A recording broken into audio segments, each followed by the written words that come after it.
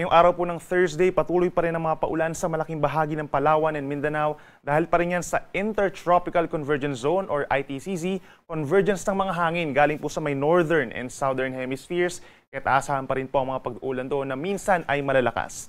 Samantala yung mainit na hangin naman, galing sa silangan, also known as the easterlies, umiihip pa rin po sa natitirang bahagi ng Luzon and Visayas at aasahan pa rin po yung mga pulu-pulong mga paulan lalo na sa may eastern portion ng Visayas. Base sa ating latest satellite animation, meron tayong namamataan ng mga kumpul ng ulap or cloud clusters far east of Mindanao. Ito po yung malapit dito sa may boundary line at yung malayong parte pa ng Mindanao sa labas ng Philippine Area of Responsibility. Yung nasa may boundary line po, possible na may mabuo diyang low pressure area sa susunod na 24 oras or hanggang bukas ng madaling araw. And this low pressure area ang inaasahang magpapaulan sa marami pang lugar sa ating bansa, particular sa may Southern Luzon and Visayas hanggang sa weekend. Kaya patuloy po natin itong mamonitor. Mababa naman yung chance na maging isang bagyo pero inuulit natin makakaapekto at posibleng mag-cause pa ng mga pagbaha at landslides in many areas of our country. Ngayong araw po ng Thursday, aasahan pa rin sa malaking bahagi ng Luzon ang epekto ng easterlies. Generally, magiging mainit pa rin po. Maaliwalas ang panahon sa maraming lugar sa umaga or bahagyang maulap ang kalangitan at sasamahan pa rin ng mga pulu-pulong mga pag-ulan or pagkidlat pagkulog pagsapit ng hapon or gabi, lalo na dito sa malaking bahagi po ng Northern Luzon and some areas pa dito sa may Mimaropa and Bicol region. Sa Metro Manila, ang temperatura ay mula 24 hanggang 34 degrees with some chances of isolated rain showers late in the afternoon. Habang dito naman sa may Baguio City, presko pa rin po ang panahon from 17 to 23 degrees Celsius. Sa ating mga kababayan po sa Palawan at sa mga mamamasyal po doon, magbaon po ng payong or pananggalang sa ulan dahil magpapatuloy po ang mga minsan malalakas na ulan dito sa mga mainland Palawan. Epekto pa rin yan ng Intertropical Convergence Zone. Habang dito sa may Visayas, pinakamataas pa rin ang tsansa ng mga pag-ulan sa may eastern portion, lalo na sa may eastern Samar, epekto ng easterlies.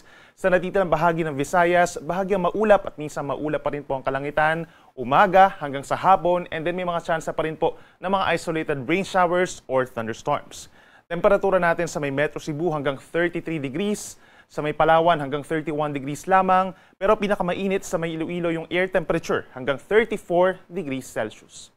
At sa ating mga kababayan naman po sa Mindanao, bagamat may mga pagkakataon pa rin sa umaga hanggang tanghali na hindi naman po umuulan or maaliwalas ang panahon, pagsapit ng hapon hanggang sa gabi, malaking bahagi na po ng Mindanao ang magkakaroon muli ng makulimlim na panahon or maulap na kalangitan at sasamahan pa rin yan ng mga minsan malalakas na mga pag-ulan, lalo na sa may Zamboanga Peninsula, Bangsamoro Region, and Socsagen, dulot pa rin yan ng ITCZ, kaya make sure po na meron dalang payong at mag-ingat pa rin po sa banta ng mga pagbaha at pagguho ng lupa. Temperatura natin sa may Zamboanga City and Davao City hanggang 32 degrees Celsius. Kahapon po nakapagtala tayo ng pinakamataas na heat index sa may Dagupan City, Pangasinan hanggang 46 degrees Celsius. At ang sinundan naman po sa may Cavite City and Masbate City na hanggang 44 degrees kahapon ng tanghali. And over Metro Manila, umabot din sa delikadong level ng heat index 43 degrees sa may Pasay City at 39 degrees naman dito sa may Quezon City. At para naman sa ating forecast heat index for today, posible yung pinakamataas na heat index sa may Cavite City at Tanawan City sa Batangas hanggang 45 degrees Celsius.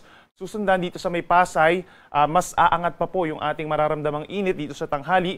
Posible hanggang 44 degrees at mananatili ang 39 degrees over northern portion of Metro Manila. Kitang-kita naman dito sa ating mapa yung kulay orange or dangerous levels of heat indices ay mataas ang tsansa dito sa may malaking bahagi po ng Luzon. We're talking of Palawan, dito sa may Mindoro, sa may areas ng Camarines Sur, Masbate, dito sa may Cagayan, Isabela, La Union, Pangasinan, at sa marami pa pong lugar sa mga kapatagan po natin dito sa may Central Luzon and Calabarzon as well as Metro Manila. May mga lugar po dyan na magiging matindi pa rin ang init. Kaya make sure po na hydrated pa rin tayo at kung lalabas ng bahay, magsuot lamang po ng preskong damit at saka po magdala ng pananggalang sa init para iwas sikat ng araw po na direkta, kagaya po ng payong, sombrero or even yung ating mga fans. At para po naman sa detalyado pang heat index forecast, iskan lamang po yung QR code na nakikita nyo sa inyong screen or bisitahin pa rin yung pag-asa.dust.gov.ph/weather/heat-index. Para naman sa lagay ng ating karagatan, wala po tayong aasahan pa rin na gale warning hanggang sa weekend. Mananatili pa ring banayad ang taas ng mga pag-alon in many areas or seaboards of our country. Nasa kalahati hanggang 1 metro sa malayong bahagi po ng Pangpang. Posible pa rin umabot sa hanggang 1.8 meters or sa 1.5 hanggang 2 metro ang taas ng mga pag-alon kapag meron tayong mga thunderstorms kung saan medyo lumalakas yung hangin, kaya medyo tumataas din po yung mga pag-alon. At para naman sa ating 4-day weather forecast, simula po sa Friday hanggang sa early next week, that's May 2 to May 5, mga unang araw po yan ng Mayo, aasahan pa rin po sa malaking bahagi pa ng ating bansa. Mas dadami pa po yung magkakaroon ng mga paulan. Tulad nga na nabanggit natin kanina, yung possible formation of low pressure area, posibleng lumapit po ito sa ating kalupaan at mag-trigger pa, along with the ITCZ, yung mga paulan dito sa bahagi po ng Bicol Region, malaking bahagi na ng Mimaropa, Visayas pa rin, and Mindanao dahil dun sa dalawang weather systems natin. Kaya't mag-ingat na po sa mga banta ng baha at pagguho ng lupa, lagi tumutok sa ating mga rainfall advisories and worst case scenario, heavy rainfall warnings po. At sa natitirang bahagi ng Luzon, itong northern and central portion, Metro Manila and Calabarzon, naasahan pa rin po yung bahagyang maulap at minsan maulap na kalangitan for the next 4 days. At meron pa rin tsansa po ng mga isolated rain showers or thunderstorms, lalo na sa may eastern Luzon. Dulot pa rin yan ng mainit na easterlies.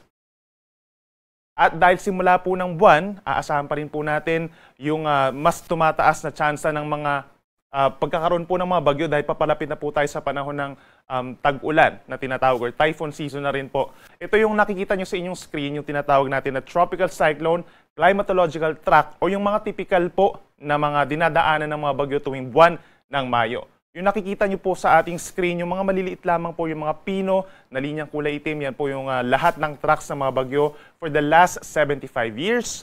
Yung ating nakikitang mga kulay dyan, yung mga matitingkad na dilaw, ibig sabihin po, yun yung mga areas na madalas dinadaanan ng mga bagyo. Kapag naman medyo mapush siya or kulay puti, bihira or minsan lamang po daanan ng mga bagyo.